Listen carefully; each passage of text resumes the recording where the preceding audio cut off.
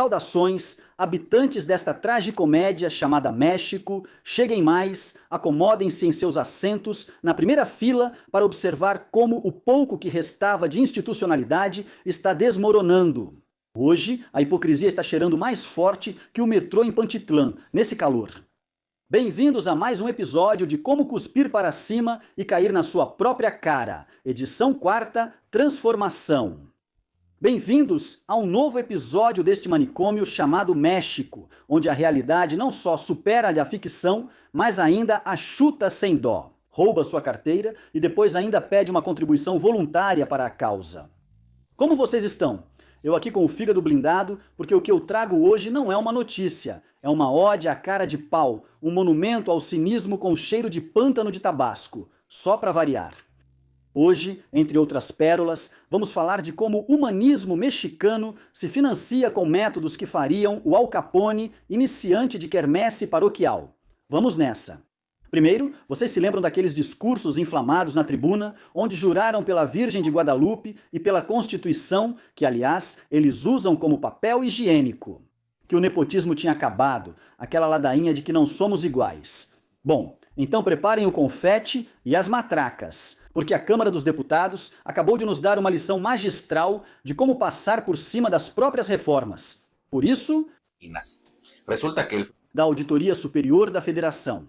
Para o período de 2026 a 2034, sim, 8 anos de pura felicidade fiscal. É nada mais nada menos do que Aureliano Hernandes Palacios Cardel, um homem muito pomposo para um perfil que tem um mérito profissional insuperável. Ser o filho de Fernando Aureliano Hernandes Palacios Miron, o próprio secretário particular da atual presidente, ou melhor, gerente do Palácio Nacional. Quando trabalhava no Zócalo da capital como chefe de governo, que coincidência tão democrática entre 30 milhões de mexicanos, o perfil tecnicamente mais apto para revisar as contas do governo federal acabou sendo o filho de seu colaborador mais próximo. Isso não é nepotismo, senhores. Isso é coincidência cósmica para quem ainda acredita em Papai Noel ou na honestidade de um político. Lembro a vocês que a Auditoria Superior da Federação é, em teoria, o órgão que deve fiscalizar para que não roubem nem mesmo os clipes. Nos órgãos federais, eles têm o poder de auditar os municípios. E o mais importante, as mega-obras e os programas sociais, que são o buraco negro deste orçamento. Não se preocupem, pois com Aureliano Júnior no comando, as auditorias serão tão rigorosas quanto uma prova do fundamental na escola do bem-estar. Vocês acham que o filho do amigo da Xaxis vai encontrar irregularidades nos 2 últimos anos do jegue de Macuspana ou no início do mandato da Sheinbaum? Por favor, o jovem Aureliano não veio para auditar, veio para aplicar a técnica do esquecimento. E começar do zero com um verniz de legalidade que daria inveja aos melhores tempos do PRI dos anos 70. Mas o mais complicado de tudo isso, e é aqui que a trama fica realmente ácida. Você esperaria que a oposição lutasse contra, mas não. Com 472 votos a favor, o PAN, o PRI e o Movimento Cidadão se juntaram à festa. Bonita porcaria. A justificativa dos panistas é digna de ser emoldurada no Museu da Infâmia. Dizem que votaram nele porque era o menos tóxico da lista. Faça-me o favor. É como se te dessem para escolher entre 3 tipos de veneno e você escolhesse o que tem gosto de morango, porque é o menos ruim. Que pena que tenhamos uma oposição tão pequena, tão submissa, tão ferrada e tão funcional ao regime. Se vendem por um carinho nas costas ou pela promessa de que eles não vão ser auditados. São tão a definição da irrelevância e ainda querem que a gente os apoie. Vão se foder. Mas como neste país o surrealismo não descansa, vamos passar para o plano internacional. Lembram da ameaça de processo civil contra Elon Musk? Sim, essa afronta à soberania nacional, porque o dono do X, antes Twitter, ousou dizer verdades que aqui nos esforçamos para esconder debaixo do tapete. Pois hoje a Presichaches, em um momento de lucidez, ou talvez, depois de ver que sua denúncia tinha a mesma validade legal que uma nota de 30 pesos, decidiu que não, que é melhor não prosseguir. Que surpresa, hein? Acontece que brigar com o homem mais rico do mundo, que ainda por cima tem a atenção do vizinho do norte, não era a melhor estratégia de marketing. Sheinbaum sabe perfeitamente que o processo era um ridículo monumental. Musk só disse o que o resto do mundo vê, sem o filtro da propaganda oficial. Mas claro, é mais fácil dar um passo atrás discretamente e esperar que nós, cidadãos comuns, esqueçamos o chilique soberanista. E vamos ao prato principal do dia de hoje. Acontece que o vovô Monster, Adão Augusto Lopes, sim, aquele senhor com cara de quem está com um pum preso o dia todo, aquele que atuava como o braço direito, ou melhor, o executor dos caprichos do faraó de Macuspana. Acontece que o nosso ex-secretário de governo, nos tempos de corcholata, esse termo tão elegante que inventaram para não dizer pré-candidatos ilegais, ele não só percorria o país com a bênção papal do Palácio Nacional, como também trazia um séquito de patrocinadores muito peculiares. Graças a uma investigação, hoje ficamos sabendo que a logística dos eventos de Adão Augusto em sua terra natal, Tabasco, que surpresa, sempre é Tabasco, não foi paga com as economias do seu cofrinho de porquinho, nem com as contribuições dos militantes abnegados, não. Os eventos foram financiados por um sócio do avô, Bermudes Requena, o líder da Barredora. Esse grupo criminoso, que segundo dizem as más línguas e os processos que ninguém quer ler, mantém Tabasco mergulhado numa festa criminosa. Imaginem a cena, Adão Augusto chega com sua guaiabera impecável, falando sobre a transformação, sobre a honestidade corajosa e de que não somos iguais. Enquanto isso, nos bastidores, o som, as cadeiras, as grades e até os lanches estão sendo pagos pelo sócio de um chefão, que, aliás, foi ele mesmo quem colocou lá como chefe da organização criminosa. Que detalhe, hein? Isso é o que eu chamo de economia circular. O crime organizado organiza o evento e o político organiza a impunidade. É um ganha-ganha muito bom, não acham?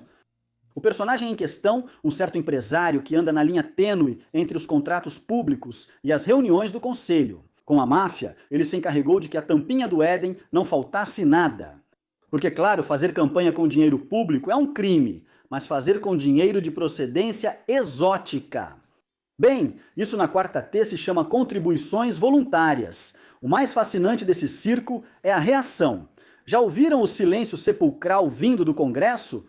Com certeza, se eles se dignarem a confrontar a mídia independente, ao governo, vão dizer que é uma campanha financiada pelo conservadorismo internacional, pela CIA e pelos alienígenas. Porque a receita é simples: se a verdade te morde o traseiro, culpe o mensageiro.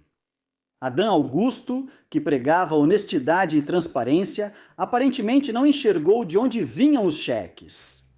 Me faça o favor, vão me dizer que o ex-responsável pela política interna do país, o homem que supostamente tinha os relatórios de inteligência do Exército e da Marinha sobre sua mesa, não sabia para quem estava dando o microfone para seus discursos inflamados. Ou ele é muito burro, ou acha que nós é que somos muito burros. E eu fico com a segunda opção, com um toque da primeira. É comovente, de uma ternura quase criminosa, ver como Morena aperfeiçoou a arte da simbiose. A varredora não só varria os rivais no território, como também parecia varrer os obstáculos financeiros das campanhas. Enquanto isso, o estado de Tabasco vive sob o terror das execuções e dos sequestros. Seus políticos estrela desfilavam e desfilam em palanques financiados pela mesma estrutura que mantém as pessoas trancadas em suas casas. Este é o segundo andar da transformação que nos prometeram, porque se o primeiro andar foi construído com contribuições em envelopes amarelos dos irmãos incômodos, o segundo parece que vem com alicerces de chumbo e dinheiro que cheira a pólvora. E as autoridades? Tudo bem, obrigado, recebendo o salário quinzenal. A promotoria de Dona Ernestina Godoy, essa instituição que serve para perseguir opositores e arquivar processos de amigos, certamente vai dizer que não há elementos. Claro, porque encontrar a conexão entre um sócio de um criminoso e um evento político exige um esforço sobre-humano de, bem, querer trabalhar e fazer as coisas direito. E já sabemos que a cumplicidade é a religião oficial deste governo quando se trata de investigar os próprios. Então aí está, querido público, culto e conhecedor. Temos um auditor que é da família, uma oposição que é capacho, um governo que lembra que não pode lutar contra a realidade ou contra Elon Musk eternamente. E um mafioso com poder dentro do partido governista. Durante os próximos 8 anos, o dinheiro dos seus impostos será fiscalizado por alguém que provavelmente jantava na mesma mesa que aqueles que hoje gastam esse dinheiro. Que tranquilidade!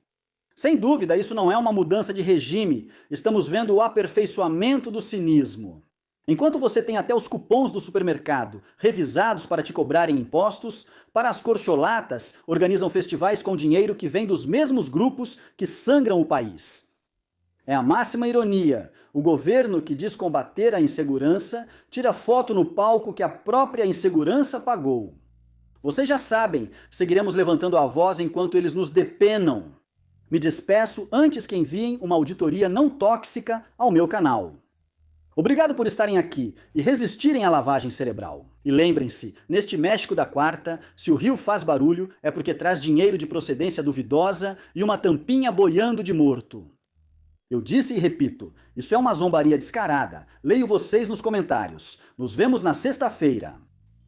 Lembre-se que você pode fazer suas doações via PayPal. Encontre as informações respectivas na caixa de comentários. Graças a você, este canal continua ativo.